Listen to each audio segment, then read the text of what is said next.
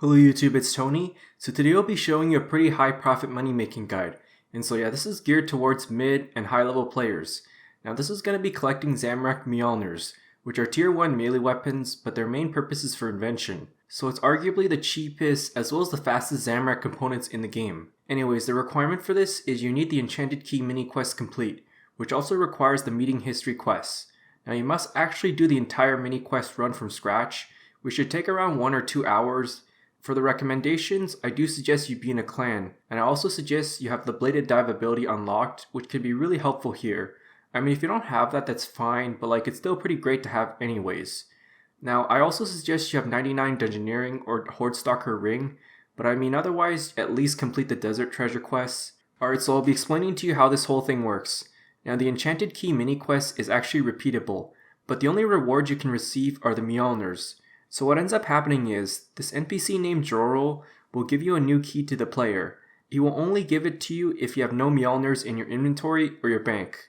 Now the only way to get rid of the Mjolnirs is by destroying or disassembling, or else you can actually make it noted and then drop them, which I'll explain later. So pretty much what you're going to do is dig the Mjolnir locations, and that way you can find them again. Alright, so here are the locations for the Mjolnirs, and I'll be explaining to you the fastest way to get there, as well as alternative ways to get there. Alright, so starting with the Saradomin Mjolnir location, this is north of Port Sarim but south of Faldor in the clan camp. So the fastest way to get there is by using the clan Vexillum, otherwise you can just use the Port Sarim lodestone and then run north. So for the Guthix Mjolnir, this is located west of the exam center, just near the musician. A great way to get there fast is by using the Dungeoneering skill cape, or you can otherwise use the Horde Stalker ring to Alkarid Mine, and afterwards just climb the rocks and go northeast.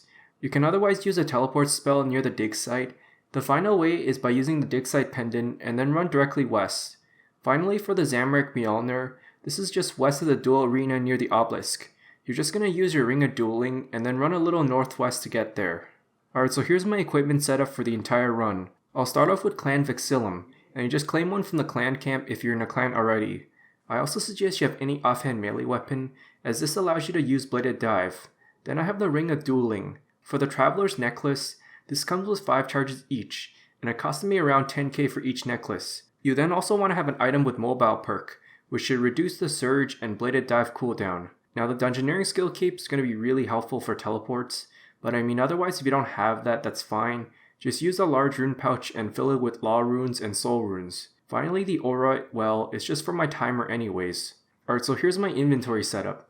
First, I'll start off with Magic Notepaper, and this allows you to drop the Mjolnirs after you note them. Like I said before, this is why you need to note them, or else you gotta destroy or disassemble them. After that, I have a spade, and the tool belt will not work. So what you're gonna do is left click to dig on each spot. You also want to bring around 12 Traveler Necklaces and around 10 Ring of Duelings. Finally, just leave 3 inventory spaces open, well at the very least that is.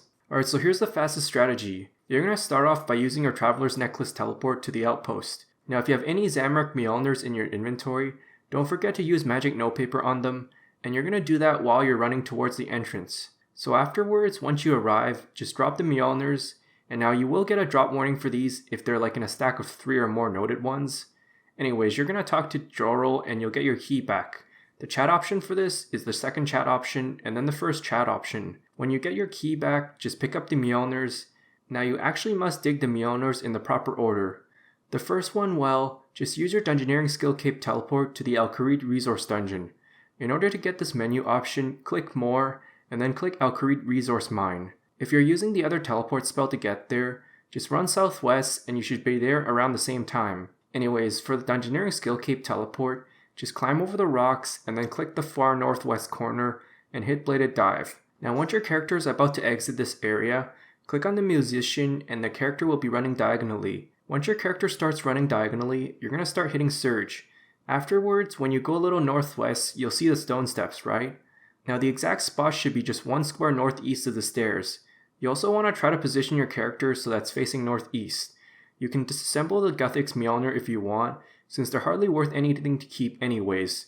So anyways, when you teleport to Faldor, you're going to hit Surge immediately. Now this is exactly why you want to set your character to face northeast. Then you're going to finally dig the Saradomin Mjolnir location, which should be a little east of the notice board. This time though, the difference is, it doesn't have to be the exact location. It just pretty much has to be within reasonable distance. And yeah, you can disassemble the Zamorak Mjolnir if you want. I mean, it's not even worth anything anyways. Finally, you're going to do Ring of Dueling to Duel Arena, and then surge northwest. You're pretty much just going to dig the final spot, which is the Zamorak Mjolnir. It should be pretty much west of the obelisk. I mean, once again, it doesn't have to be the exact spot. I'm pretty sure the only Mjolnir that needs to be dug on the exact spot is the Guthix one. Oh, and don't forget, this Mjolnir you're not going to disassemble, because this is the most valuable one. So anyways, you're going to teleport back to Jorel using our Traveler's Necklace to the outpost. Now, as you notice, I did find a surge trick, and that is by talking to him, and then your character will move diagonally. This is pretty much the fastest way around the entrance of his house. So yeah, as a whole, you're just going to repeat the same process. I believe each run should take around 1 minute to 1 minute and 30 seconds. Alright, so in conclusion, I got 57 Zamorak Mjolnirs in 1 hour. I actually did disassemble one of them by accident. Oh well, it would have been 58 anyways. So yes, there's a 25% chance of getting Zamorak Components, which means you'll get 14.5 Zamorak Components per hour.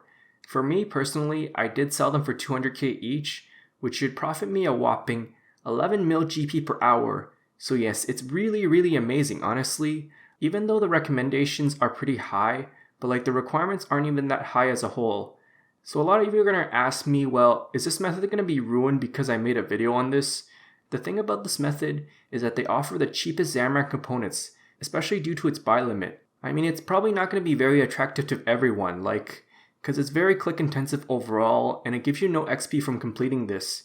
I would honestly say this method's going to be very safe for a long time, because really, if it's been around for 2 years and it's been posted multiple times, and the prices just keep going up, then it's most likely going to be safe then, right? Well, to be fair though, when this video is freshly released, then yeah, the prices may actually change.